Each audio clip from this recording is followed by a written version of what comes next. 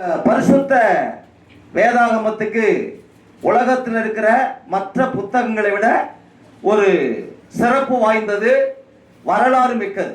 இது வரலாறு பெற்றது. இது கதை அல்ல, வரலாறு. இந்த புத்தகம் வரலாறுக்குரியது.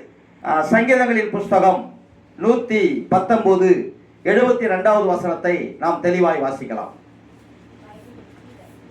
சங்கீதம் 119:72 வசனம்.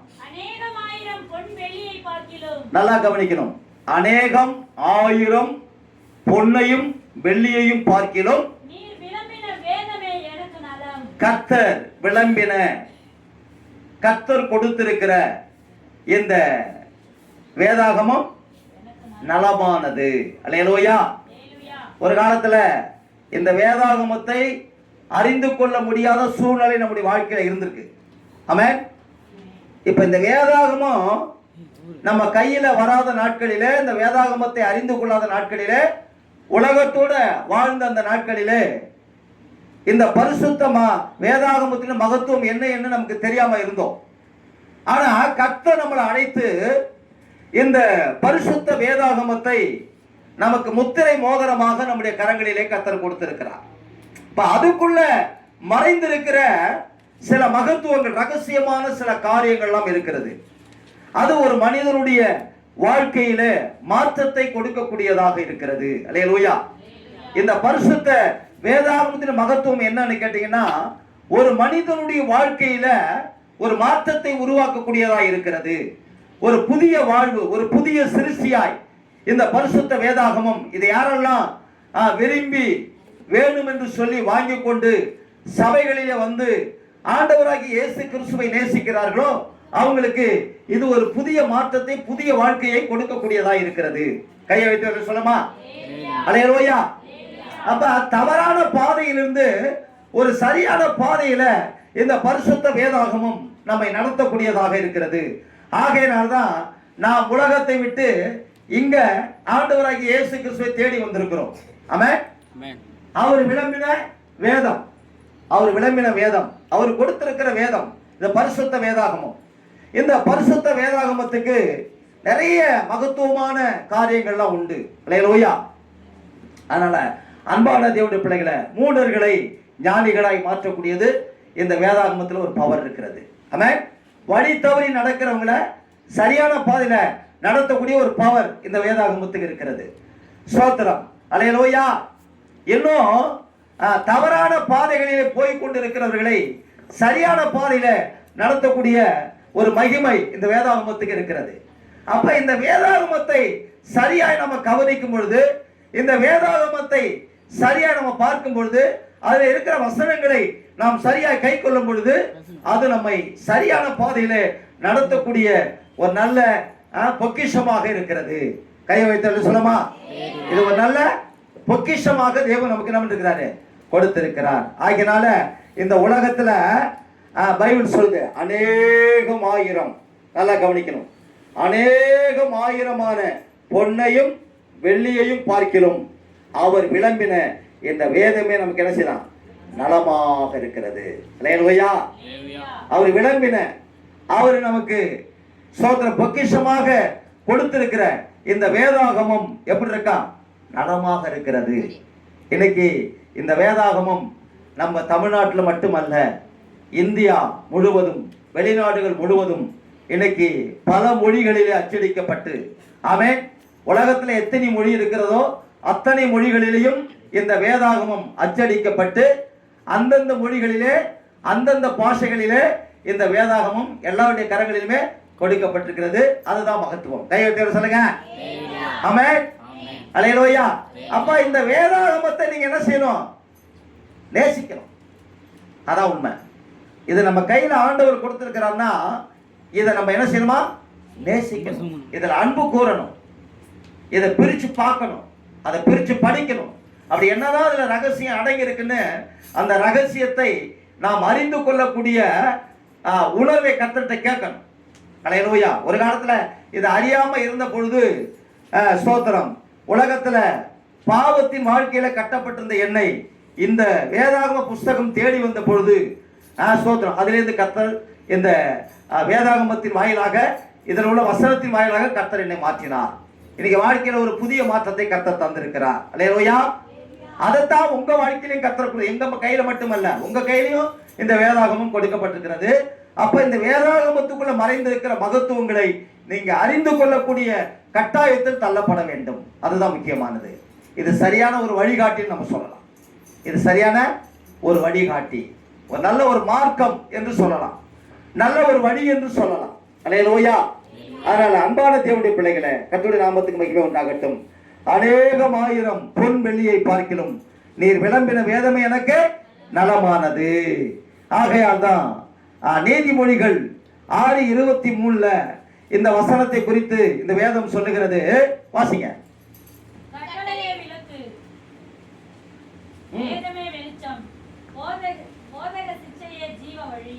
ஆமென். ஒரு அலையில சொல்லுங்க. மறுபடியும் வாசிங்க. மறுபடியும் வாசிங்க. நீதிமொழிகள் 6:23. ஆமென். கர்த்தருடைய கட்டளையே நமக்கு விளக்காக இருக்கிறது. இந்த பரிசுத்த வேதாகமும் நமக்கு எப்படி இருக்கா? வெளிச்சமாக இருக்கிறது. இதுக்குள்ள இருக்கிற கட்டளைகள் நமக்கு விளக்காக இருக்கிறது. ஆமென். வெளிச்சம் எங்கிருந்து வருது? வெளிச்சம் எங்கிருந்து வருது? விளக்கிலிருந்து வருது. ஆமென். அப்ப ரெண்டையும், விளக்கையும் வெளிச்சத்தையும் ரெண்டையுமே இந்த வேதாகமம் நமக்கு என்ன செய்யுது? விளக்கி காட்டுகிறது. அதாவது இந்த கட்டளை, இதுக்குள்ள மறைந்திருக்கிற கர்த்தர் கொடுத்திருக்கிற கட்டளை தான் விளக்கா. அந்த கட்டளை இந்த வேதத்துக்குள்ள மறைந்திருக்கிறபடினாலே அந்த வேதமே நமக்கு வெளிச்சமா இருக்கிறது. சொல்லுங்க. பாருங்க எவ்வளவு ஒரு மகத்துவம் வாய்ந்த சரித்திர புஸ்தகம். இது இல்லாத கரங்களே இன்னைக்கு உலகத்துல இல்ல. எல்லா கரங்களுக்கும் ஆண்டவர் கொண்டு சென்றிருக்கிறார். இன்னும் கொஞ்சம் பேர் தான் இதை வெறுக்கிறார்கள்.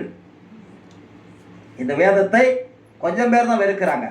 யாரெல்லாம் வெறுக்கிறாங்க அப்படின்னா, பாவத்திலிருந்து தன்னை விடுதலையாக்கி கொள்ளாதவர்கள் இந்த வேதத்தை வெறுப்பார்கள். ஏன்னா இந்த வேதத்தை ஏற்றுக்கொண்டாச்சுன்னா பாவம் செய்ய முடியாது. அப்ப பாவத்தை வெறுக்க செய்கிற பரிசுத்த வேதாகமம், கெட்ட பாதையை மாற்ற செய்கிற பரிசுத்த வேதாகமம். அதுக்காக தான் இந்த கட்டளை விளக்கு, இந்த வேதம் வெளிச்சம். ஆமென். அப்ப இத ஒரு மனிதன், இந்த பரிசுத்த வேதாகமத்தை ஒரு மனிதன் பெற்றுக்கொள்ளும் பொழுது அவன் வாழ்க்கை ஒரு புதிய வாழ்க்கையாக மாறுகிறது. அல்லேலூயா. அவனுக்கு ஒரு புதிய பாதை கிடைத்து விடுகிறது. இந்த பரிசுத்த வேதாகமத்தை நேசிக்கிற, இதுக்குள்ள இருக்கிற கட்டளைகளை கை கொள்ளுகிற அத்தனை பேர்களுக்கும் நரகம் பரலோகமாய் மாறிவிடுகிறது. அல்லேலூயா. நரகம் செய்து பரலோகமாய் மாறிவிடுகிறது. அதனாலதான் அநேகம் ஆயிரம் பொன்னையும் வெள்ளியையும் பார்க்கிலும் அவர் விளம்பி இருக்கிற அந்த வேதமே நமக்கு வெளிச்சமாக இருக்கிறது. அப்ப வெளிச்சமாக இருக்கிற இந்த பரிசுத்த வேதாகமத்தை நாம் இன்னும் அதிகமாய் நேசிக்க வேண்டிய கட்டாயத்துக்குள் தள்ளப்பட்டிருக்கிறோம். அல்லேலூயா. இதை ஏற்றுக்கொள்ளாதவங்க, இதுக்குள்ள வராதவங்க வாழ்க்கையில் நீங்க திரும்பி பாருங்களேன். உண்மையாதான் சொல்றேன். இந்த பரிசுத்த வேதாகமம் எனக்கு வேண்டாம், இந்த பரிசுத்த வேதாகமத்தை போதிக்கிற சபை எனக்கு வேண்டாம், ஊழியக்காரன் எனக்கு வேண்டாம், இயேசு எனக்கு வேண்டாம் அப்படின்னு சொல்ற சில குடும்பங்களை நீங்க பாருங்க. அந்த குடும்பம் எப்படி இருக்குன்னு உங்களுக்கே தெரியும். அல்லேலூயா. அந்த மாதிரியான குடும்பத்தில் இருந்த நம்மை தான் தேவன் பிரித்து எடுத்திருக்கிறார். ஆமென். வழி தவறி சென்ற பாதை தடுமாறி சென்ற, நம்ம போற பாதை நமக்கு தான் சரின்னு போன பாதையிலிருந்து போன அப்படிப்பட்ட ஒரு வாழ்க்கையில தான் இந்த பரிசுத்த வேதாகமத்துக்குள்ள இருக்கிற கட்டளையான அவருடைய வார்த்தை நம்மை மாற்றி இருக்கிறது. அல்லேலூயா. இன்னைக்கு அதுக்குள்ள வர்றவர்கள் அத்தனை பேர்களும் பாக்கியவான்கள். இந்த வேதாகமத்தை வாங்குகிறவர்களும் இந்த வேதாகமத்துக்குள்ள மறைந்திருக்கிற அவருடைய கட்டளைகளையும் கை கொள்ளுகிறவர்கள் பாக்கியவான்கள். அந்த வாழ்க்கையில ஒரு மாற்றம் வந்துடும். அவங்க தான் சாட்சியா கர்த்தருக்காக நிற்க முடியும். அப்படிதான் கர்த்தர் நம்மளை வச்சிருக்கிறாரு. அல்லேலூயா. அல்லேலூயா. அன்பான தேவனுடைய பிள்ளைகளே, கட்டளையே விளக்கு, வேதமே வெளிச்சம், போதக சிக்ஷையே ஜீவவழி. இதை ரெண்டையும் போதகம் பண்றாங்க பத்தியா, அது சிக்ஷை. உங்களுக்கெல்லாம் சிக்ஷை தான் அது. உங்களை சரியான பாதையை நடத்துவதற்கான பரீட்சை, அவ்வளவுதான். அப்ப இதை நீங்க கை கொண்டு அந்த பாதையை நடக்கும்போது இது என்ன இருக்கா, என்ன இருக்க, என்ன இருக்க, என்ன இருக்க, ஜீவ வழி. ஜீவனுக்கு ஏதுவா, ஜீவம் என்ன அர்த்தம், நமக்குள்ள ஓடிக்கொண்டிருக்கிற இந்த உயிருக்கு பாதுகாப்புன்னு அர்த்தம். அதுக்கு ஒரு வழி, அது அந்த உயிருக்கு சேதம் இல்லாதபடிக்கு பாதுகாக்கிற ஒரு வழி, ஜீவ வழி. ஆமென். இன்னைக்கு நிறைய பேர் உயிருக்கு உத்தரவாதம் இல்லாம ஓடிட்டு இருக்காங்க. நான் சொல்றேன், நம்ம உயிருக்கு உத்தரவாதம் அந்த பைபிள் தான். ஆமென். நிறைய பேர் அந்த உயிரினுடைய மதிப்பு தெரியாம ஓடிக்கொண்டு இருக்கிறார்கள். அல்லேலூயா. இந்த உயிருக்கு மதிப்பு என்னன்னு தெரியல, விலை மதிக்க முடியாத இந்த உயிரை இன்னைக்கு நிறைய பேர் என்ன பண்றாங்க, போகிற வழியிலே சேதப்படுத்துறாங்க. அது பாதுகாக்கப்படுறதாங்க இந்த பரிசுத்த வேதாகமம். அதுக்கு தான் 1000 அநேகம் 1000 பொன்னையும் வெள்ளியும் பார்க்கிறோம் அவர் கொடுத்திருக்கிற இந்த வேதம் நமக்கு எப்படி இருக்கா. அல்லேலூயா. இந்த வேதம் எப்படி இருக்கு, விளம்பின வேதம் எப்படி இருக்கு, நலமானது, நமக்கு நன்மையா இருக்கிறது. அதை ஒவ்வொரு மனுஷன் இந்த உலகத்துல உணர்ந்துட்டான்னா சரியான பாதை நடக்க ஆரம்பிச்சிடும். ஆமென். இன்னைக்கு இந்த பாதையில வர்றதுக்கு ரொம்ப பேர் என்ன பண்றாங்க,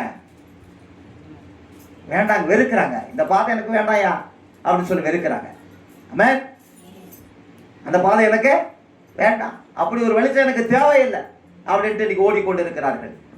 நம்ம ஆண்டவர் எப்படிப்பட்டவர் பாருங்க, அருமையான தேவன், அருமையான தேவன். அப்படிப்பட்ட ஒரு தேவன் இந்த உலகத்துல ஸ்தோத்திரம் நமக்காக உதயமானார்.